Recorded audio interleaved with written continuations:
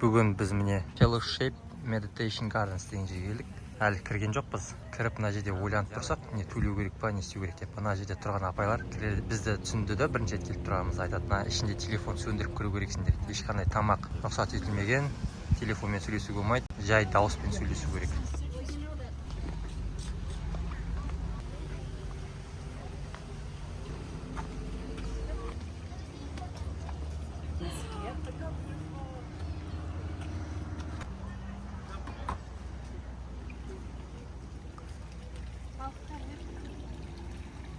Осындай бақша Сан-Диегода тегін. Типа ботаникалық бақ сияқты ғой, да?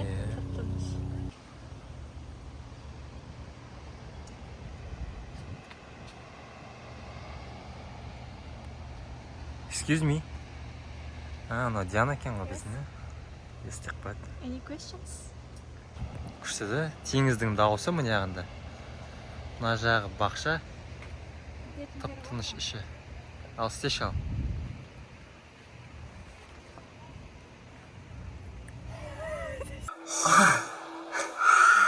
Кешіріңіз.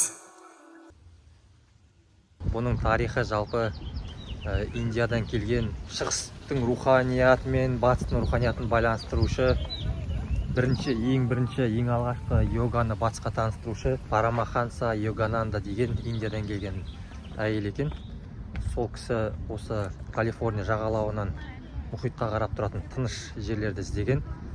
Содан кейін 1930 жылдары ма оның шәкірттері осы жерді сатып алып оған сыйға берген. Сол жылдардан бастап осы жерде осындай бақша салынған.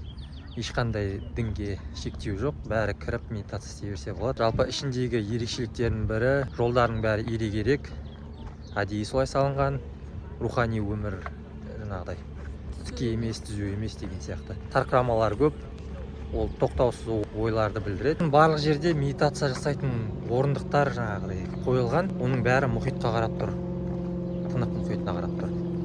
Тып-тыныш қана отырып медитация жасауға арналған.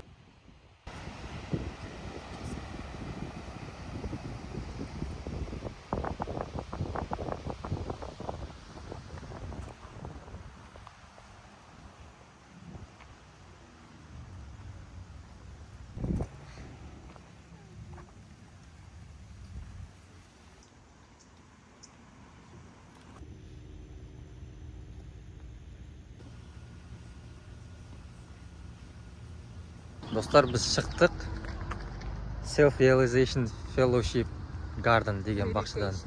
Meditation Garden деген жерден. Каналға тіркеліп, лайк басып, комментарий жазып, сосын не істеу керек? Тіркелуге. Тіркеліп кетіңіздер.